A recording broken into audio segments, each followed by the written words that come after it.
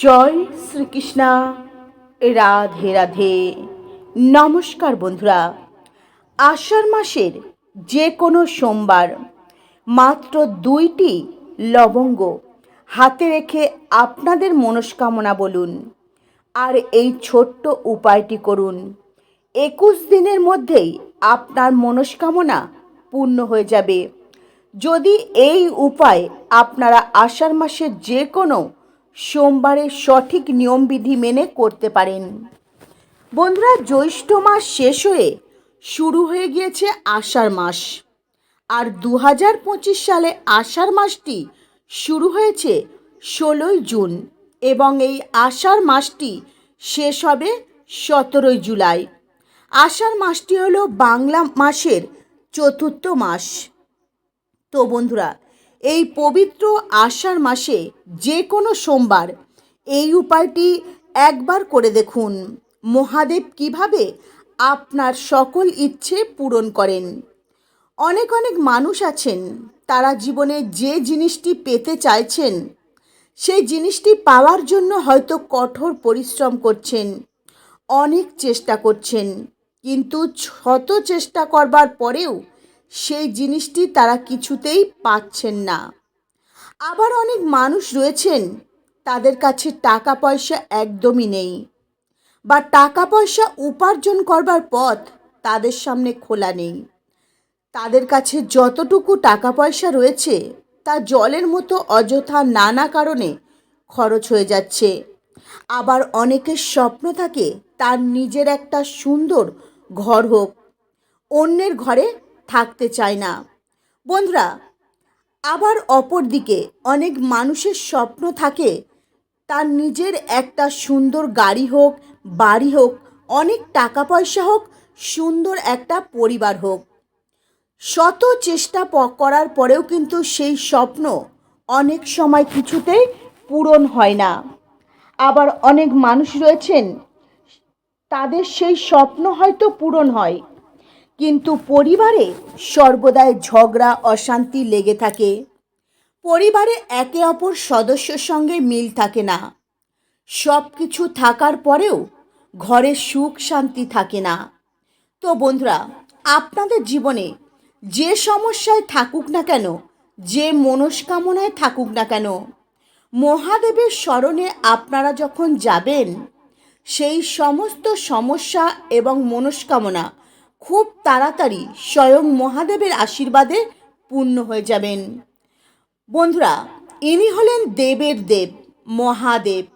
ইনি এমন একজন দেবতা যিনি খুব অল্পতেই প্রসন্ন হয়ে যান। যখন আপনি মহাদেবের চরণে যাবেন তো খুব তাড়াতাড়ি আপনার মনস্কামনা পূর্ণ হয়ে যাবে। মহাদেব খুব অল্প পুজো পাঠেই প্রসন্ন হয়ে যান। যদি তাকে শুধুমাত্র একটি বেলপাতা অর্পণ করতে পারেন তো মহাদেব অত্যন্ত প্রসন্ন হয়ে যাবেন আপনার ওপর। কোনো ব্যক্তি যদি মহাদেবের স্মরণ করেন, মহাদেবের নাম জপ করেন, তো স্বয়ং মহাদেব সেই ব্যক্তিকে সমস্ত বিপদ আপদ থেকে রক্ষা করবেন। ওই ব্যক্তির ওপর কখনো কোনো সংকট আসতে দেবেন না। ঠিক এই কারণেই মহাদেবের আরেকটি নাম হলো ভোলেনাথ। স্বয়ং মহাদেব তার ভক্তদের প্রতি অত্যন্ত দয়ালু। তিনি স্বয়ং তার ভক্তদের দুঃখ দূর করেন। যারা ভক্তি ভরে তার পূজা করেন তিনি তাদের ওপর কৃপা বর্ষণ করেন। ভগবান শিবের পূজা করলে কর্মফল থেকে মুক্তি পাওয়া যায়, জীবনে সুখ ও শান্তি সমৃদ্ধি আসে। বন্ধুরা, সোমবার দিনটি ভগবান শিবকে সমর্পিত করা হয়, আর এই দিনে ভগবান শিবের নিষ্ঠা ভক্তি সহকারে পূজা করলে ভগবান শিব তার ভক্তের সমস্ত মনস্কামনা পূরণ করেন।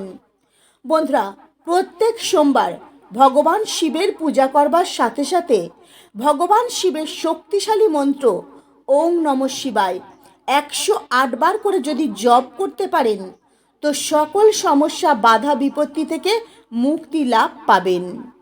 তাই কোনো ভক্ত যদি ভগবান শিবের নিষ্ঠা ভক্তি সহকারে পুজো করতে পারেন তো ভগবান শিব ওই ভক্তের উপর অত্যন্ত প্রসন্ন হন এবং ওই ভক্তের ভাগ্যে যদি কোনো খারাপ কিছু লেখা থাকে তাও কিন্তু বদলে দিতে পারে। ওই ভক্তের ভাগ্য কিন্তু শক্তিশালী করে দিতে পারে।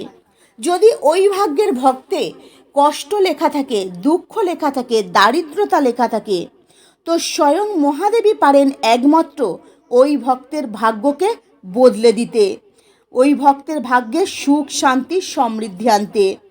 তো বন্ধুরা চলুন আপনাদের জানাই এই উপায় আপনারা কখন করবেন, কিভাবে করবেন এবং এই উপায় করবার সময় কি কি নিয়মবিধি পালন করবেন।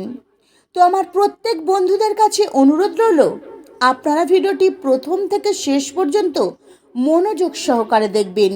ভিডিওটি ভালো লাগলে একটি লাইক করবেন, কমেন্টে মনে ভক্তি ও ভালোবাসা রেখে ওম নমঃ শিবায়, হর হর মহাদেব লিখতে কখনোই ভুলবেন না।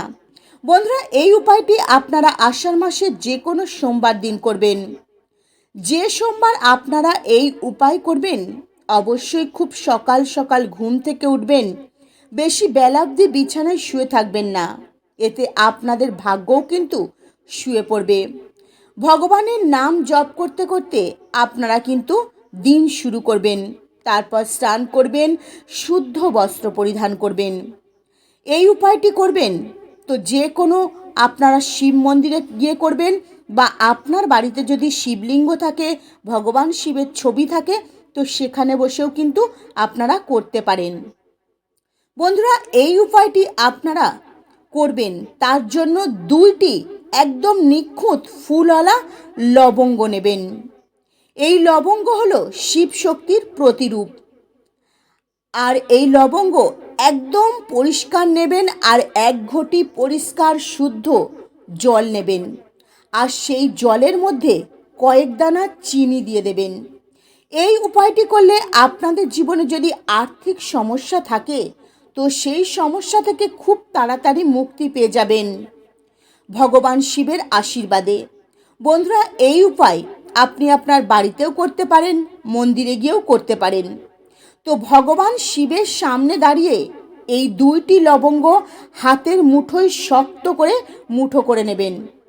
তারপর আপনাদের যে মনস্কামনা রয়েছে সেই মনস্কামনা ভগবান শিবকে জানাবেন।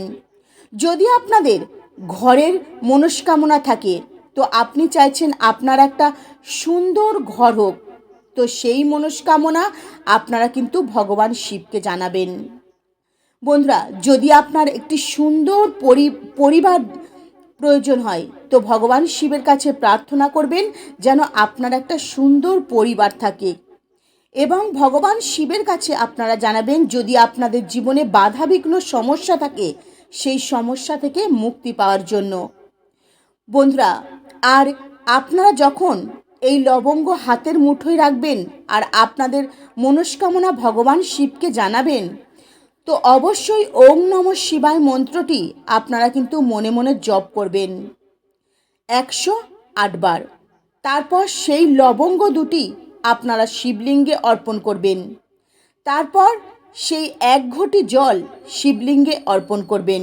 তারপর হাত জোর করে বলবেন, হে মহাদেব, আপনি তো দেবের দেব, যে আপনার শরণে আসে সে কখনো আপনার কাছ থেকে খালি হাতে ফেরে না, আমাকেও আপনি খালি হাতে ফেরাবেন না।